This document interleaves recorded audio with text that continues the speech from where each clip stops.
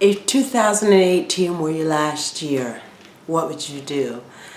The reason why I say that is because I had a moment in my life where a rheumatologist looked in my eyes and she said, "You have an incurable disease. You are going to live in pain for the rest of your life." And in that moment, I really understood, no, wait. I want my life. I want my life. I want every minute of my life. I want every minute of it. I want it to be wonderful. I want to live every minute. I want to enjoy every minute. I want to really get into every moment. And it's only when, unfortunately, someone tells you that you've lost it, that you really understand the importance of your life and every minute of your life. Now, I'm here today and I wanted to talk about believing in yourself. Now, there's nothing more important in the work that I do with people who are trying to get out of fibromyalgia with believing in themselves. A lot of people don't believe in themselves and they don't even try. Or when they are trying to get a hold on the pain and try and put into implementation all the things that I tell them to do to get over the pain, a lot of times the only problem is that they do not believe in themselves. Because otherwise, if they did, it wouldn't be so difficult. But it is difficult because a lot of people don't believe in themselves. So my message for today is believe in yourself. Always believe in yourself. You know, when we don't believe in ourselves and we don't believe in ourselves for a long time, neurologically, we start fighting with the fact that we don't believe in ourselves.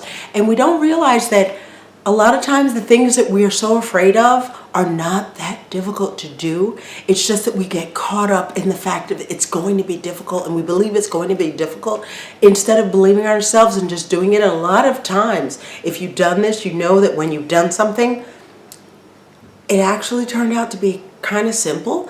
But what was behind it was a big part of us not believing in ourselves.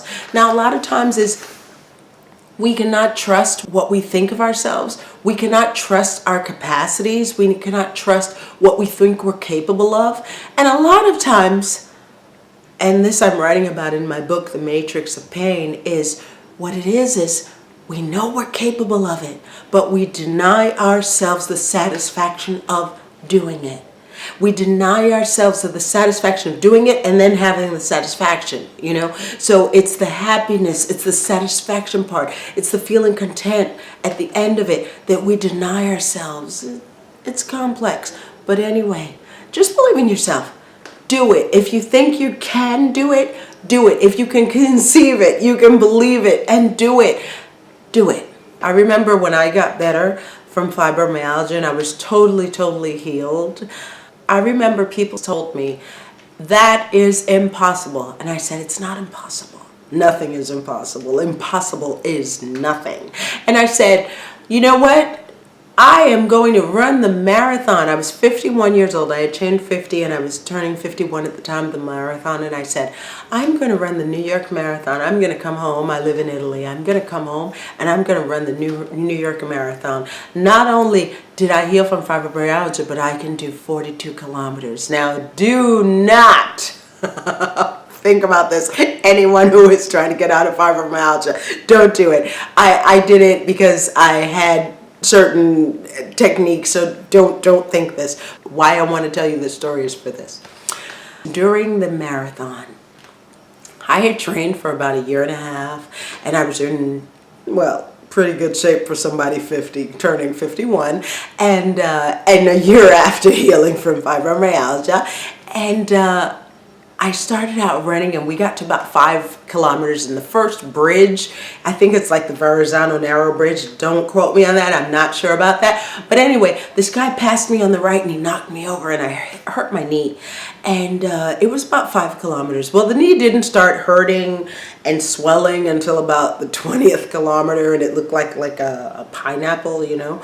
And the other knee looked normal, and so about from 20 kilometers to about 40 2 kilometers, my knee just kind of got bigger, and it was -2 degrees, and it was raining, and it was 2013. If you want to check the weather, it was horrible. It was really, really freezing.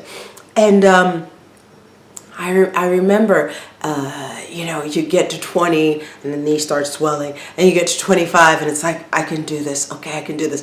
You get to 28 and 30. Well, about like 38 kilometers, I was saying, okay, I still believe I can do this. I still believe I can do this. And they have these buses, big buses that they call sweeper buses. It's to sweep up the people who can't make it. And I kept looking at these buses, and I was looking at these buses, and it would pass by with like 50 people on it every time. Like they pass by every 15 minutes, and with about 50 people on it. And I used to say, I'm not going to get on that bus. I'm not going to get on that bus. I can do this, you know. So I'm running, and my knee's getting bigger, and it's so cold, and you know, your muscles are tightening up because it's so cold. And I was thinking, whatever I do, I don't want to push it to the limit so much that, like, maybe, you know, I don't know, if something will happen and I'll relapse back into fibro. So, you know, all these things are going through my mind. And I looked on this bus, and I was like, you know, they look so nice and warm on that bus. It's so cold out here. And they're sitting there, and then I looked at their eyes, and these were people who had come from, you know, all over the world to run the New York Marathon. And they were on the bus. You've given up. That's it. And I said, I'm not going to get on that bus. Even if I have to, like, you know, stumble over the 42.2 finish line, I'm going to do it. I did it. Obviously, I did it. I said, God believes in me and I believe in God, so we're going to do this. Okay, let's go. And I did it. And I can remember when I got to the 42 kilometer mark, they said, it said 42 kilometers. And I said, I did it, I did it, I did it. And the woman goes, this is 42. It's 42.2. You have to go down to, that was the longest 200 meters I've ever done in my life, but I did that too. Okay, so what I'm saying is, you can do it. Whatever it is you think you can't do, you can do it. Remember, the more you think you can't do it and you get caught up in, can I do it, can I do it, you're reprogramming your brain neurologically to have a problem and think it's a problem of you doing it, when really, in reality, it's not that big of a deal. Whatever it is, you can do it. You think about it, you rationalize, you think about it, you calm down, and the best solutions will come into your mind, and you can do it. So therefore, if you only had a year, we know you don't. We're doing this just so we can keep the level of intent up for 2018, so your 2019 can be fantastic. So if you had to, you know, really believe in yourself every moment and take those dreams out of the dresser drawers and under the bed and in the closet, take those dreams out, dust them off, and put them into action and believe in yourself, do it. I'm not going to ask you, would you do it? I'm just going to say, do it. Do it.